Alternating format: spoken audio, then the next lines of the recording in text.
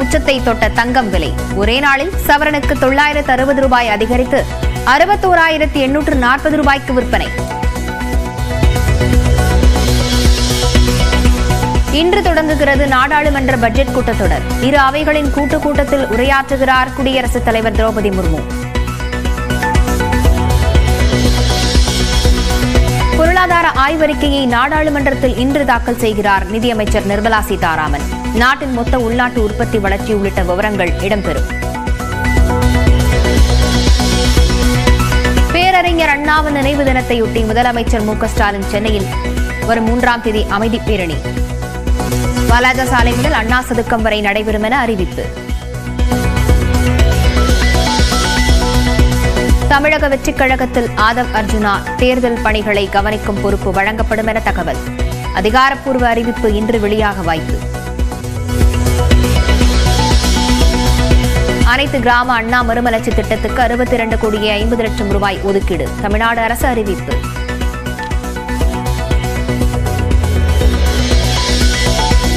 சென்னையில் இன்று நடைபெறும் வெங்கையா நாயுடு பேரன் திருமண விழாவில் குடியரசு துணைத் தலைவர் ஜெகதீப் தன்கர், உள்துறை அமைச்சர் அமித்ஷா பங்கேற்பு.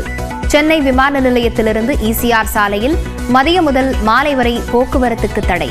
அமித்ஷாவுக்கு கருப்பு கொடி காட்ட காங்கிரஸ் கட்சி திட்டம்.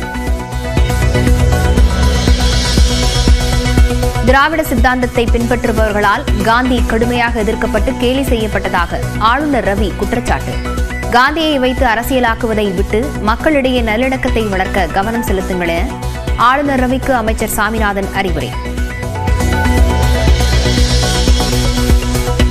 டங்ஸ்டன் சுரங்க அனுமதி ரத்தானதற்கு மதுரை வெள்ளாளப்பட்டியில் மத்திய அமைச்சர் கிஷன் ரெட்டிக்கு பாராட்டு விழா. அரசியல் கணக்கிற்காக பாஜக எதுவும் செய்யாது என்றும் விவசாய பகுதி என்பதால் பிரதமர் மோடி ரத்து செய்ததாகவும் விளக்கம்.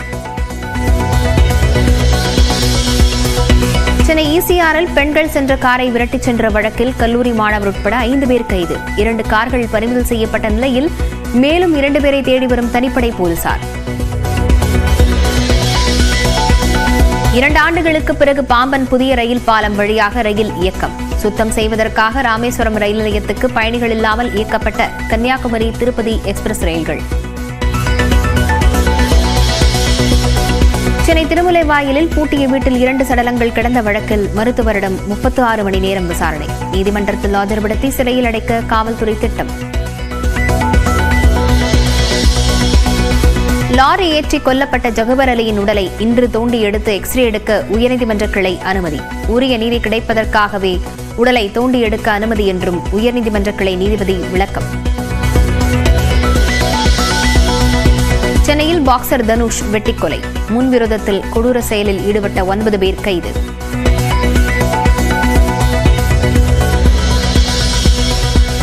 டாலருக்கு மாற்றாக வேறு நாணயத்தை பயன்படுத்தினால் இறக்குமதி பொருட்களுக்கு 100% வரி விதிக்கப்படும்.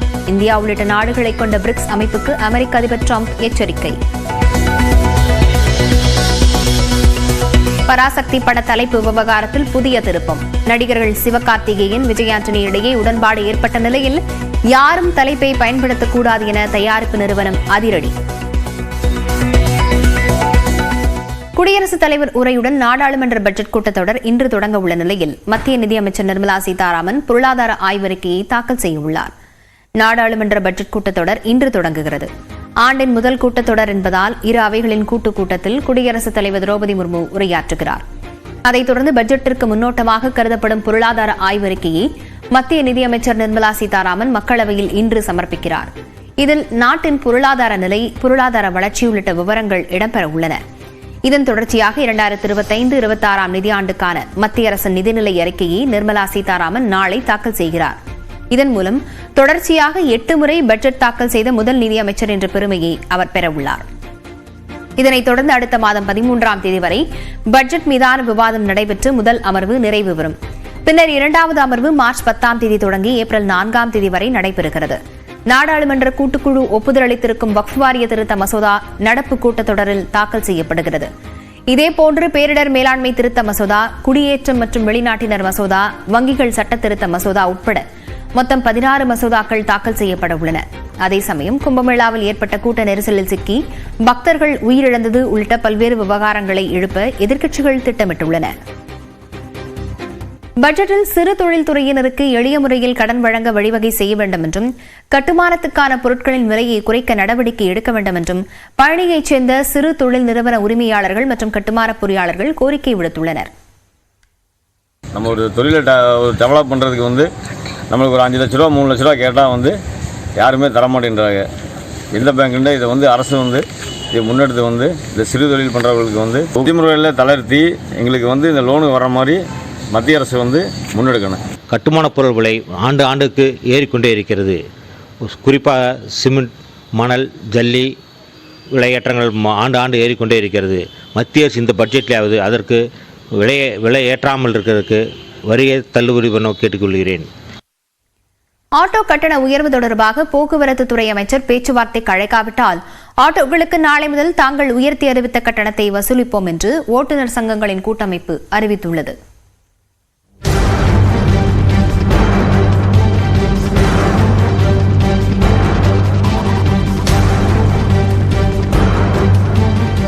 தமிழ்நாட்டில் கடந்த 2013ஆம் ஆண்டு அரசு சார்பில் குறைந்தபட்ச ஆட்டோ கட்டணம் நிர்ணயிக்கப்பட்ட நிலையில் விலைவாசி உயர்வுக்கு ஏற்ப கட்டணத்தை திருத்தி அமைக்க கோரி உயர்நீதிமன்றத்தில் ஆட்டோ ஓட்டுநர்கள் சங்கம் சார்பில் வழக்கு தொடரப்பட்டது.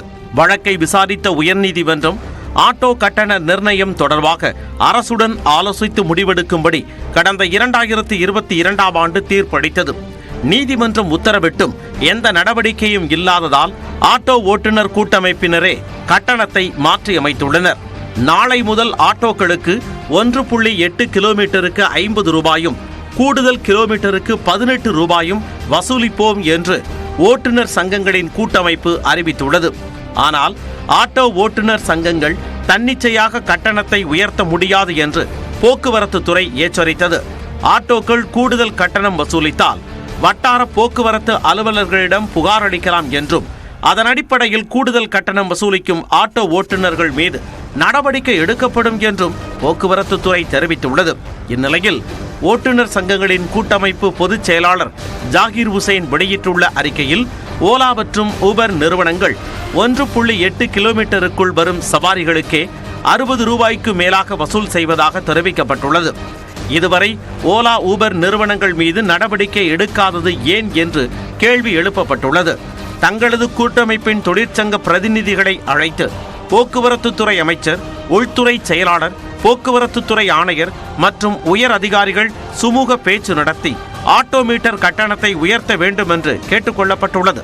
இல்லாவிட்டால் நாளை முதல் தாங்கள் அறிவித்த கட்டணத்தை வசூல் செய்வோம் என்று ஜாகிர் ஹுசைன் தெரிவித்துள்ளார். அதே நேரம் ஆட்டோக்களுக்கு 1.8 கிலோமீட்டருக்கு 50 ரூபாயும் கூடுதல் கிலோமீட்டருக்கு 25 ரூபாயும் நிர்ணயிக்க வேண்டும் என்று அனைத்து ஆட்டோ தொழிற்சங்கங்களின் கூட்டமைப்பு வலியுறுத்தியுள்ளது.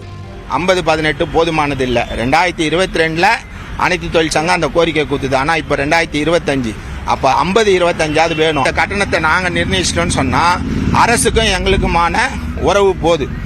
அந்த உறவு போயிடக்கூடாது. அரசு ஏற்றணும். தனியார் பஸ்ஸுக்கு கட்டணத்தை நிர்ணயிச்சார். இன்னும் வரப்போவே இல்லை. கான்ட்ராக்ட் விட்டாச்சு, தனியார் பஸ் வருதுன்றாரு. ஆனால் ஆட்டோக்கு ஏன் நிர்ணயிக்கூடாது? ஆட்டோ கட்டண உயர்வை அமல்படுத்த கோரி தொடர் வேலை நிறுத்தத்தில் ஈடுபட உள்ளதாகவும் அனைத்து ஆட்டோ தொழிற்சங்கங்களின் கூட்டமைப்பு தெரிவித்துள்ளது.